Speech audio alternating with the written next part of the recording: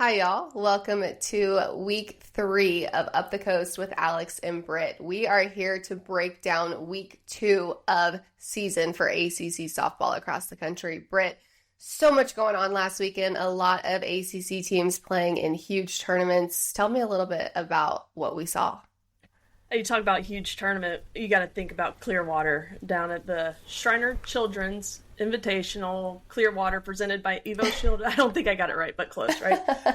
But I tell you what, I'm never going to complain about watching softball all day long for a couple days, but I was exhausted after watching those games. I mean, just runs and runs and runs, home runs, sloppy defense. It was a bad weekend to be a pitching coach, to be a pitcher.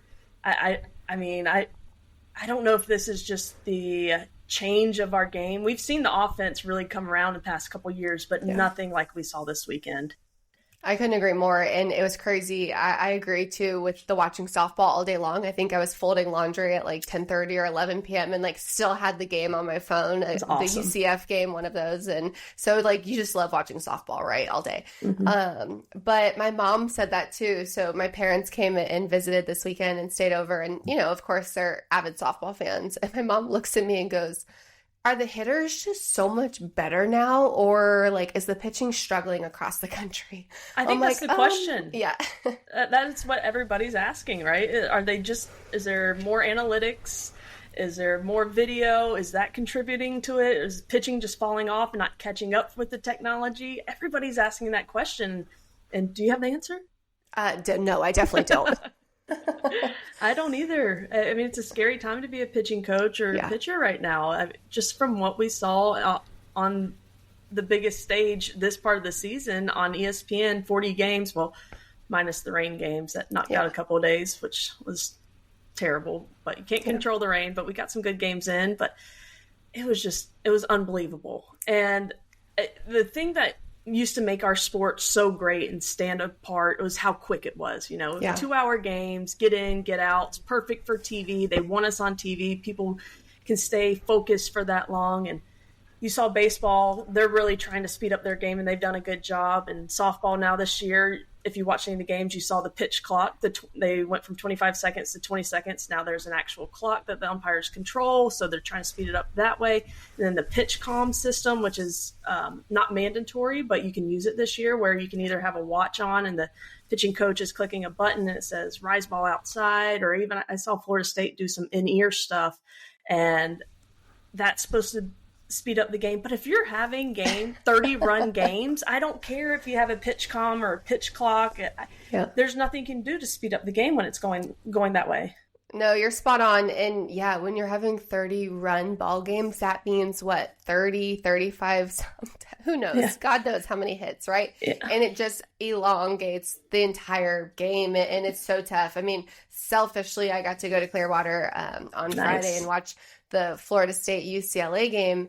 And of course, when I'm driving 2.5 hours each way, I don't want a fast game. I want to soak up every ounce of softball that I can get. But it's pretty crazy. And so any of the fans at home that watched and stayed true to the games through and through, we commend you, because you're definitely a softball fan if you're watching 3+ hour long games. But let's get into a little bit of what we saw specifically in Clearwater, because we can start with Florida State. Obviously, we kind of try to run down the list of the ACC teams playing certain competition throughout the weekend and kind of how they fare. Yeah, with Florida State, they came out, they shut out Stanford. I'm like, perfect. This is exactly what Florida State needed to do. They saw NiJaree Canady. They put 4 runs up on her, ran her out after 5 innings. I was like, Florida State, they've got it. They turned it around after that loss to Charlotte. This is going to be the Florida State we saw. And Allison Royalty, who pitched along with Danley, the freshman, they looked great. And then they went up against UCLA, and this was one of those games. They gave up 14 runs. They went through 5 of their pitchers. Florida State started Danley, went to Reid, went to Royalty, Gooden, and Wilson all in the game, and they still gave up 14 runs to a UCLA team. People are like, okay, UCLA, they're good, but they're in a rebuild year right now. They've lost some games that they shouldn't have, and not what you would expect UCLA to lose to. But that game really was bad, and then the Georgia game. You were at the UCLA game, right? Mm-hmm. Yeah. Talk to me about kind of the vibe that you got from the team when they were, because to me on TV, they looked like they were kind of like, all right, they're scoring all these runs, no big deal. Yeah, it was crazy because I almost think sometimes when you have teams that take significant leads early in the ball game, it's very easy for a team to fold and kind of get defeated quickly, right? Mm-hmm. I didn't see that for Florida State. Mm-hmm. It was almost like they knew the offense was going to produce. It was just a matter of which offense was going to come through more, not which pitching staff, which defense was going to shut the opponent down. Mm-hmm. And that's what's crazy to me. And I think something that we're seeing so much is, when Florida State, for example, scoring 10 runs in a game should secure a victory. And especially I think for Florida State. Right. And I think that's the harsh reality right now that a lot of teams are navigating is, holy cow, our hitters are swinging it. Our pitching staff has got to figure out ways to be successful against really great hitters that we're facing and playing against. And I don't have the answers. I also don't try to be a pitching coach. I don't claim to be one either. And so I'm excited to see what's going to happen the next several weeks because pitching across the country has got to make a change. Yeah, you were there. What was when they went through 5 pitchers, when the pitchers were getting pulled? Did you get to see them in the dugout? What was their demeanor? How are they acting after they got pulled? I mean, running through 5 pitchers, giving up 11 walks and hitting 2 batters. How were they? I think the competitive spirit, they're pissed, right? They're angry with themselves. They're not pleased with their performance, but it's almost just that culture and team mentality of, okay, if I couldn't get the job done, somebody can pick me up. And I like to see that because you have that belief in one another. But again, the pure competitor in us knows that we work our butts off so that it's us in the circle. It's us in the box getting that opportunity. And so, I will say though, I was weirdly pleased with the aura and the vibes of the team because they didn't seem defeated. It was almost like they were just getting more pissed when things didn't go their way or if there was a bad call. It was almost like, that's fine, we'll figure it out and just watch this next one. And so I like to see that gritty approach, but then at some point somebody's got to step up and shut it down, right? For the opponent. And so it's just a tough balance right now, but they never seemed totally checked out. So, okay. Well, that's a good sign because then they turn around and they play Georgia, me, and gave up 20 runs, 20 walks, 2 more hit by pitches, went through 5 more pitchers. I mean, it could have been worse. There was a 3-run home run that got negated because Jaden Fields at third base left early, and there's a rumor saying that she did it on purpose to speed the game up with weather coming in. I don't know if you saw the replay or saw it live, but I mean, it was obvious when she saw it. I saw it during the game live too. Yeah. And I was just I'm sorry, because if I was the hitter, I'd be pissed. I'd be are you serious? What is going on? But I don't know. And that was a freshman. That's first crazy. Home run. How do you feel about that? I mean, if it was intentional, to try and get the game, I mean, they were in the driver's seat, scored 20 runs, and they're like, there's possible weather coming in. We need to get going to get this win, to get the amount of innings we need to make it count. What do you think? I have a hard time with that one. And it's just hard for me to swallow as a competitor because I played on the teams before where we were purposefully leaving early. And that's such rec ball to me. I hate it, right? And I mean, I also come from, having been coached from people that have baseball backgrounds. And why I say that is because some people don't even love the run rule. They're just no, let the teams play it out. And that's what baseball does, right? The girls should do the same. And so I think I toggle back and forth a lot with my opinion on that because also though, to some extent, some things get really out of hand, right? Had that game not stopped because of a run rule 20-10, how far does it go? How long does it go? So I want to see the game succeed. I don't want to see it ever lose viewers, but I also think that there's some level of integrity. So if that was intentional, not the biggest fan of that. So I'm glad you brought up the run rule. I'm always going to take a moment to get on my soapbox. I hate the run rule. Like you said, baseball doesn't have it. Is it because we're women and we need to be protected from being beat by 30 runs? I'm okay with it out of conference. This tournament, cool. Let's, we'll have a run rule. Yeah. But in conference, get rid of it. We see how many runs teams can put up in an inning.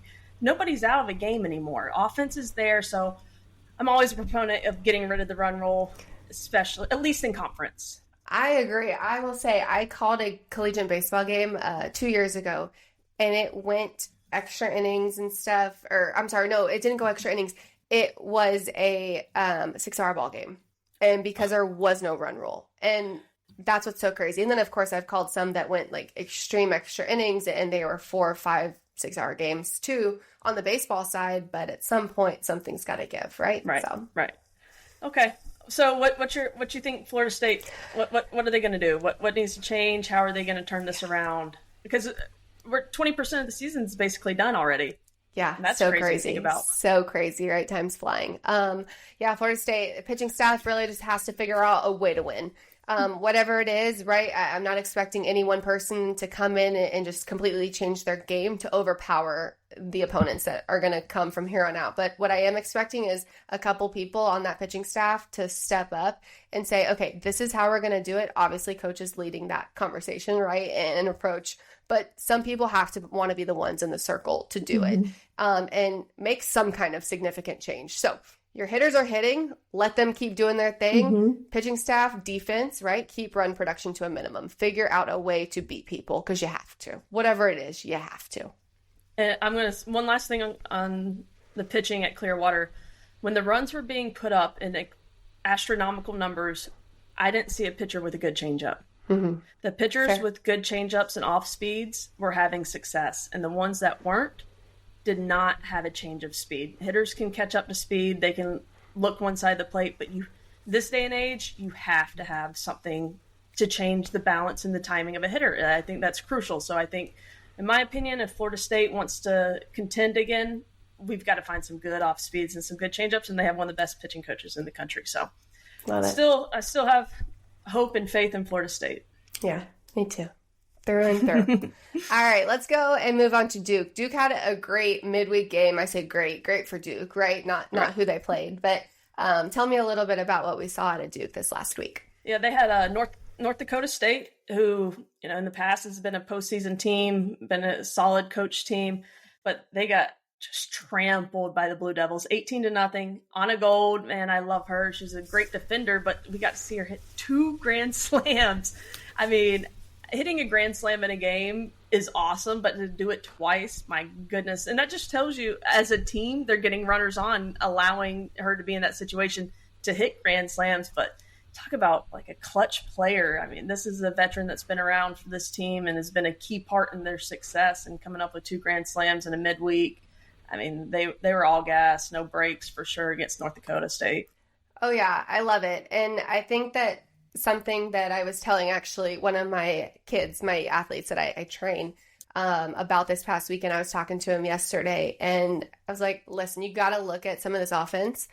I don't care if I was in the circle pitching, right? And we all know that I'm not a pitcher. It takes a lot of talent to be so consistent and still hit balls out of the park. So to come up clutch in 2 moments, bases loaded, and come through with obviously balls leaving the yard, like that's huge. And it says a lot about the preparation that Gold is putting in, as well as hitters across the country. And it doesn't matter sometimes who you're facing, like still having to execute is really hard. So I'll just say that tidbit, but crazy game, a lot of run production. Obviously 18 is again astronomical. So yeah. And they went on this weekend. They didn't play the best competition. They had Rutgers, FIU, and Army. They won all those games. They've had 5 shutouts in 9 games. I mean, their pitching's there, obviously their hitting's there, and the most runs they've given up in a game is 3 to Oklahoma and Iowa State. So we didn't see much pitching in Clearwater, but we saw it from Duke. They didn't have the competition in Clearwater. You can definitely argue that, but you still have to throw strikes. You still have to get the ball in the zone. And I think Duke right now, to me, is the best team in the ACC, hands down. Yeah, I can't argue with that right now. The way they're playing on both sides of the field, so it's good stuff. All right, let's get into Clemson a little bit. They were out in Mexico playing, and their last couple of games also got canceled due to weather and field conditions. How do you feel about that? So what I heard down in they're in Puerto Vallarta, they had some – you can't control the weather, just like couldn't control it in Clear. We missed some big-time matchups that I wanted to see so bad there. But for Clemson, they didn't get to play their Utah game. That whole day was canceled. Then the next day they pushed everything back because they didn't have a tarp. There was no tarp on the field. They didn't have the availability to cover the field and keep the rain from coming. And then they ran out of turfus. So they literally had to sit there and just wait for the sun to do its job. And to me, at this level, I don't know. I don't think that's acceptable. I think if you're going to put a high level tournament on and bring these high level athletes, and then they played the game that they ended up losing to Mississippi State, and there were Mississippi State players sliding on the ground. They were going to score but slipped on the mud, and then a couple close injuries from the field conditions. I didn't like it one bit. Not it. That's not it, in my opinion. I'm sorry. You can't, risk just in general not being able to put the event on with proper equipment and necessities like tarps and the turfus and everything else, right? And then I'm sorry, but when you're then endangering the athlete and potentially hindering the rest of their year or career, I'm not a fan of that. So I don't disagree. Not to say it's not a great tournament that attracts great competition, but maybe played at a different venue or making the venue have the appropriate accommodations. Invest. If you want to have these teams here, invest in the money that it takes to have the equipment you need to put a high quality field together. But I will say, for some of these players, this may be the only opportunity they have their entire life to get a passport to leave the country. So I think the opportunity is just phenomenal. And the NCAA allows teams once every 4 years to have an international game. So we've seen teams go. I think Notre Dame went somewhere in Europe this year. Yeah. I mean, I think it's great. I think it's a great thing. I want to see it done right. But talking Clemson and Puerto Vallarta, losing to an unranked Mississippi State team, they went through Cagle. She went 0 for 4 at the plate. They made 4 errors on defense, and just like a lazy fly ball behind the pitcher was dropped that continued an inning and scored some runs. Logan, she's got some great range, but the defense really, I wasn't too excited about, and it was very uncharacteristic of them. I agree. We've seen Clemson historically, be very solid, especially fundamentally. They take a lot of pride in that, and to see them not take care of the ball in the small ways is a little tough. Agree, but I also think, again, like these teams, especially your top ranked ones, should not be losing some of the games that they have lost so far. However, I would be extremely naive to not acknowledge that that's just the way it all happens sometimes, because your talent is so widespread. You've got teams being coached phenomenally. You've got people coming through, players stepping up that never before have in their career. So you can't judge some of the losses that are happening, but that's when you start to question, is this team really one of the best if they can't win all the games that they on paper should, right? Right. So. And that's why you play these games early in the season, pre-conference. We're going to see where we're weak, and we're going to build from there. And when it comes May, I don't think you and I will be talking about this game. Yeah. Like, nobody's going to remember this. It's not going to matter. It's only going to matter on what they can improve on going forward from here. Yeah, totally. So now let's get on to Virginia Tech a little bit. So let's switch gears from a lot of offensive talk to a little bit more pitching. Emma Lemley in the circle for Vautech looked a lot better this weekend. I say better. She hasn't looked bad at all this season, but just really proud of, I think, her continued progress in the circle. Yeah, I was really excited to see her come out against Arizona State. She 5-inning complete game, only 2 walks. We talked about last week that her walks were an issue, non-competitive pitches, definitely turned it around, 6 strikeouts, and the team, they're going to hit home runs. They hit 2 home runs. Yeah. So I was excited for Lemley to do that. But then they lost to Cal, and then they got run-rolled by Grand Canyon. So what are your thoughts on those 2 losses? Again, games that on paper they shouldn't lose. I think player for player, right, on the roster, you just look and you're like, okay, Vautech's going to come through with a victory. Obviously, Vautech is one of the leaders in the ACC with offense alone, so you don't question really what they're going to be able to come up and produce. But then again, you start having moments where athletes are pressing, they're trying to force themselves to produce, and it just doesn't happen. And the chips don't fall as they should in those scenarios, because you've got to play loose, you've got to play free. But that's been a consistent theme with Virginia Tech when they had people in the circle. Go back a couple years to Keely Richard. She's amazing, has all the tools, all the talent in the circle. Virginia Tech still couldn't come through with the win. And so it's always the question of, okay, we've got the talent now. How do we finish it, right? And if we had $1 for every time we heard a coach say that on the broadcast, right, I would be rich at this point, because that is always the question. You know, how do we win championship innings? How do we close out ball games when we're within 1 or 2 runs? How do we come through?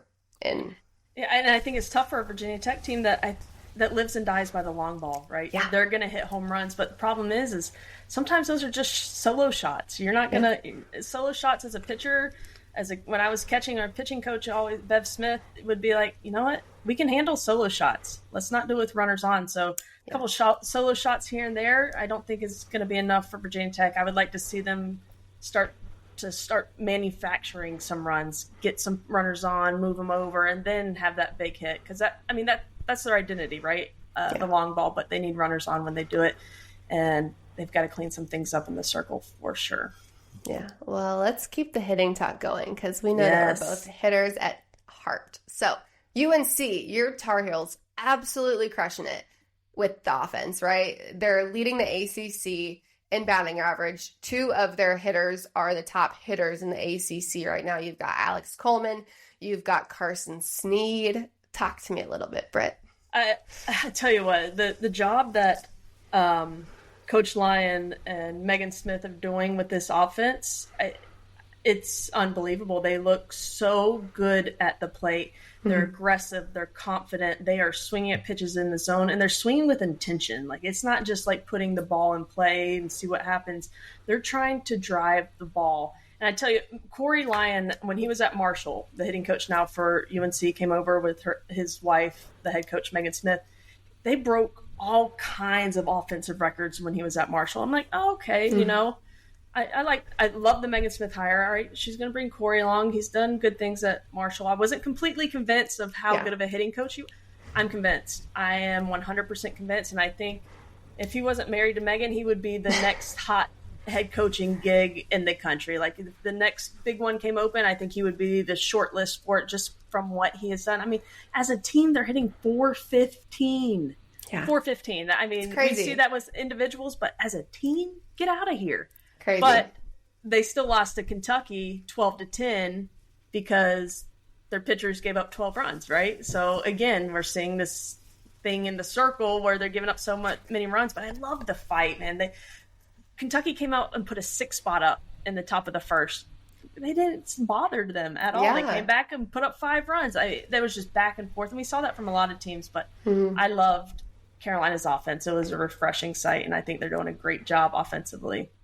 Yeah, I completely agree with everything you just said, but I definitely agree with the part of these offenses are not backing down. And it's like they don't care how many runs the opponent comes in scoring from the first inning, right? They're just like, oh yeah, don't worry, we'll continue to chip away. And I'm just like, interesting mindset there. You know, don't we want to not have to chip away so much and keep the run production at a minimum? But hey, what do I know? So where do you think that confidence comes? We saw it with Florida State. We saw it with Georgia Tech. I mean, where does that confidence come from? I think just knowing that they've been there and they've done it before. And again, all the work they put in, all the tools and information that they have at their fingertips right now, like, it's just different. And I think that the entire aura of today's athletes are different too. And that's something that I got to kind of talk a little bit about with Lonnie Alameda recently.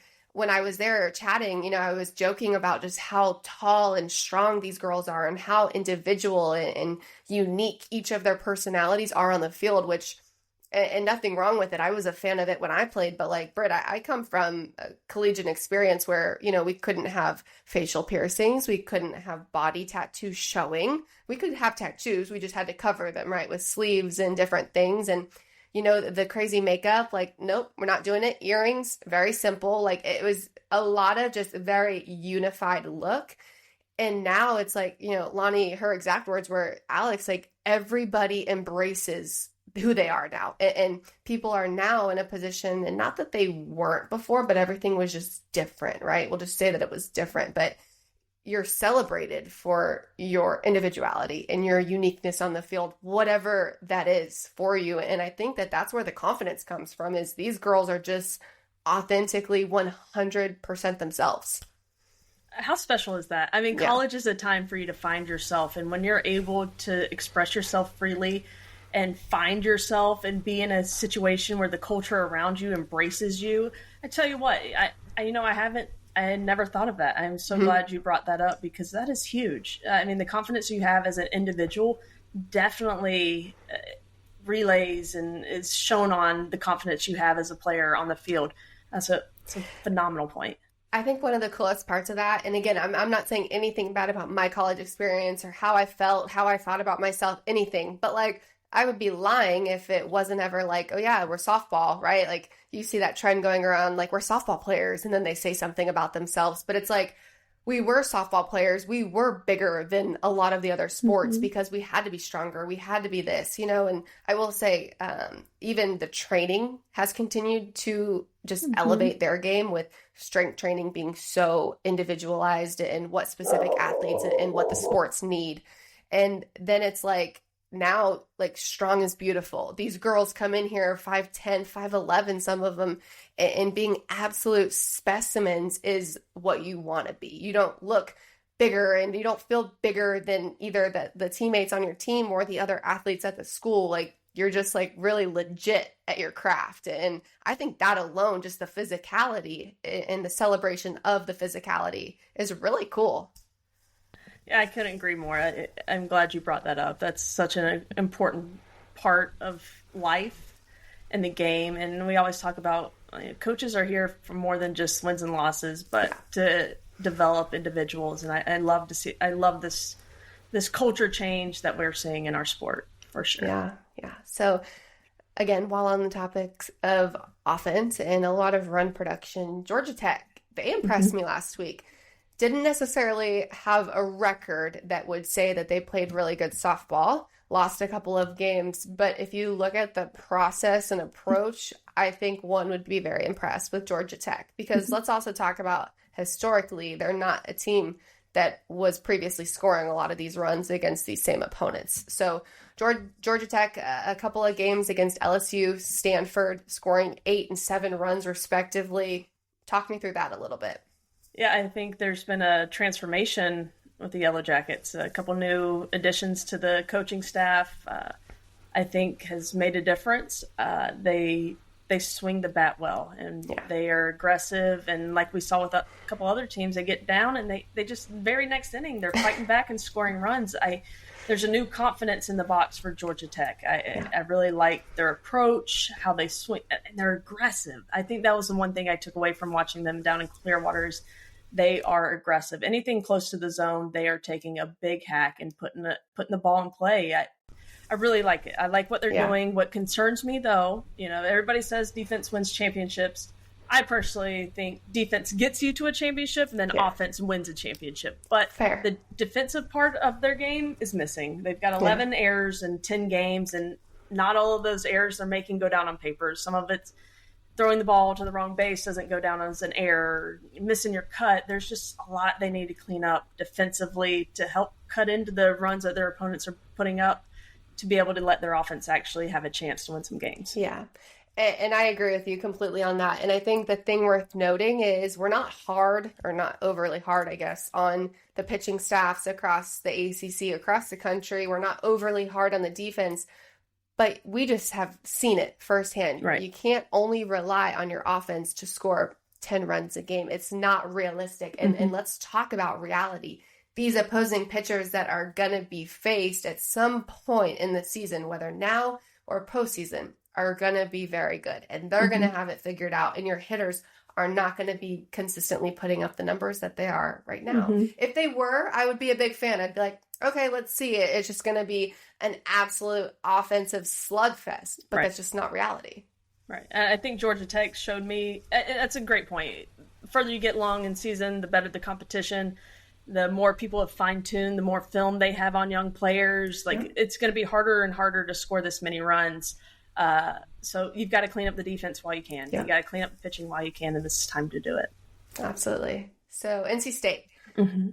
Interesting one to me this weekend, and I know we kind of went back and forth on it too, but I think talking defense now, I love how we're just like seamlessly rolling into each topic and conversation, but a couple of huge plays. NC State, a Sports Center top 10. You had Ellie Goins robbing a home run, made Sports Center number 5 play, right? How cool. I love it. In February, jealous. Top 10. Love it. Jealous. Some good double plays as well. Some coming from your outfielders, throwing people out, things like that. Bang, bang plays. I love to see NC State under the leadership right now of Lindsay Leftwich making some changes too and having an impact. Yeah, I think they needed this weekend. They had a tough opening weekend, playing some more competition where they can excel and gain some confidence. And I think that's what this team needs after what they went through last year. And, you know, for lack of a better word, abandonment of their coaching staff and having to fight through that. I think building confidence, getting on Sports Center, you know, it's just going to build this culture and this morale and really help them moving forward. Yeah, visibility on that is awesome. So we're going to last touch on Louisville. And just because really, I think you're a fan of Louisville right now, doing some things well. Talk to me a little about the Cardinals. We said it opening week before we got started, week 1, we talked about losing, you know, ACC Freshman of the Year behind the plate, Taylor Roby graduating, and Corbiotis going to Florida. Like, how are they going to respond? How are they going to figure this out? And Alyssa Zabala is pitching lights out. She may be the best pitcher right now that ACC has. She just rolled through teams down at the FAU in Boca Raton. They did drop a game to FAU, but they're 10-1. They are 10-1 at this point. And last year they were 6-3 at this point with all those big hitters in their lineup. But Alyssa Zabala was like, you know what? I don't care who's left. I don't care who's gone. I'm here. I'm making a statement. I can carry this team. They beat Michigan, shut out Michigan. Michigan has had some trouble lately, but it's still Michigan, right? Going against the block M. You're going against them, and she shut them out 2-0. I really like what I'm seeing in the circle from Louisville. No, I agree. I think it's good, and I think again it's saying something that they're winning the games that on paper they're supposed to be winning, right? Which we're not seeing consistently necessarily across the conference, and it's tough. It's easy to say, oh, well, they're not playing anybody. Yeah, but they've still got to play because there's been some other teams that have played, you know, teams that on paper they should have beat and they didn't. So it's just the harsh reality. So Louisville is looking really, really good right now. Excited to see kind of what they go through the next couple of weeks, especially as we start to head into conference play. So top 5 in the ACC right now. I think our opinions have maybe shifted just a little bit with what we're seeing on the field. My top 5 right now, I think far above in a way at this current point, Duke is the best team in the conference, hands down. And behind them, I'm going to put Clemson. They have Valerie Cagle. They've got Mackenzie Clark. They got Leah Logaleo. They got all these players that can be so good, and we've seen it. So they're my number 2. I still have a lot of faith and confidence in them. I'm going to put Florida State at 3, just because they can put up runs and they have Lonnie Alameda leading the program. You can't count them out. Then I'm gonna put Louisville at 4. I was not excited about them preseason, and that is my own fault. But right now, I have them as the 4th best team, and they very easily could be my number 3. And then for number 5, it was a toss-up for me between UNC and Virginia Tech. I'm going to go with Virginia Tech just because they can hit a lot of home runs. They have a lot of experience. Carolina's still a new coaching staff. I haven't seen what I want to see in the circle defensively. So I got Duke, Clemson, FSU, Louisville, Virginia Tech. Those are my top 5. All right. I'm going to hold you to it. So, what you got? What do you got? Yeah. Oh, painful. It hurts to say. I'm so serious because anybody, oh goodness, that's how much it hurts. Anybody that knows me knows, like, if you were to cut my arm right now, like, I bleed garnet and gold. Every bit of me, all of me. But right now I'm just not sure. I'm not sure what I see. I'm not sure how they're going to change the corner, and I'm sure that they're going to change the corner. It's just a matter of when. And I don't want to see them lose any more big games or important games until then. So I agree with you. I think Duke is playing the best softball. I think they're playing the best two-way softball right now, both defense and offense, right? They're executing. We see them run the bases. They wreak havoc They're crazy. They'll be doing all the plays, running all the things, and it's fun to watch. Hard to keep up with, too, if you on the defense are not on top of your stuff. Clemson, agree. I think it's hard not to put Clemson in this position simply because they have the leadership of Valerie Cagle. I think she's right now, respectfully, going through that balance of she accomplished, outside of winning a national championship last year, she accomplished the highest and the most prestigious award and recognition that the game has to offer at this level.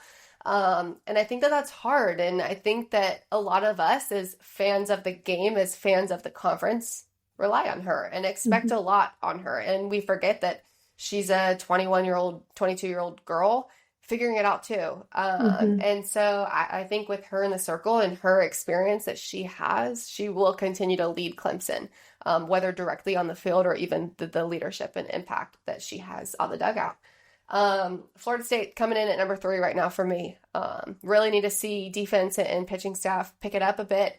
Offense is looking good, and that's hard because it's also not always been the case. Like sometimes in the past, Florida State's been pushing across and scratching 1, 2, 3 runs to try to win ball games, and the pitching staff, and that was when I was playing there, the pitching staff sometimes was our savior. So definitely want to see the pitcher step up for Florida State. And like you said, before you go on to number 4, can we just give props to Kat Sandercock? Yeah. I mean, how good was she? Right? Yeah. I mean, the core of this team's back. They're missing Kat Sandercock, and they're giving up all these runs. We knew she was good.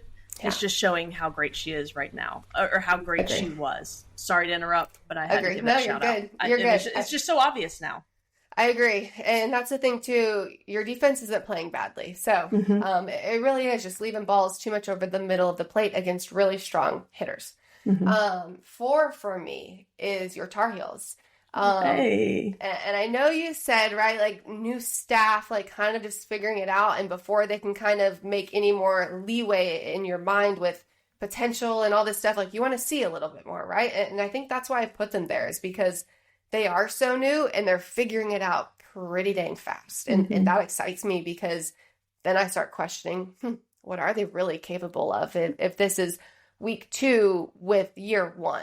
You know what I'm saying? Like, this is crazy. So I like to see it leading the conference offensively. And again, that's not said lightly, because you've got a lot of teams right now putting up some pretty good offensive numbers. So I like what I'm seeing out of the Tar Heels. And that 5 spot for me is Vatek. I'm going Virginia Tech because, like I said earlier, I'm a hitter through and through, and they put up the numbers. They've got Lindley in the circle, and she's been good throughout her career. And again, kind of talk about leadership, similar to Cagle, has been on some big stages, and I think that she has the experience and that leadership to take the Hokies further than otherwise, than they've been in the past, and what we otherwise may expect, just player to player. And so I have Virginia Tech in that spot. Louisville, I kind of feel like you do about some other programs. If you just want to see a little more, I just want to see Louisville a little bit more. I want them to wow me on a couple things. But I agree. Zabala in the circle has been awesome and a lot of fun to watch. Well, we got a lot to look forward to in the ACC. We had a crazy week 2. A lot of fun, a lot shown, a lot of runs. We're learning more and more about these teams in this conference this week. I think our top 5 teams kind of have, a good scheduling week to take some wins, to rebuild, get things back together. I think the one game I'm really looking forward to is Clemson versus Charlotte midweek. Charlotte took one from Florida State. Clemson coming off a loss to Mississippi State. I would like. And midweeks are hard. I don't care who you're playing. Midweeks are hard. So I want to see how Clemson comes out against Charlotte this week. But I think I like how we're learning about these teams. And I like this week is kind of like, on paper, the ACC should dominate. And we'll see what happens. We'll always see what happens. So thank you guys for tuning in to week 2, episode 3 of Up the Coast with Alex and Britt. We are here to talk all things softball. So stick with us in the future, because we are going to continue to go week by week, team by team, and give you our analysis. So that is all we have for this week's episode, and we'll talk to y'all soon. Thank you.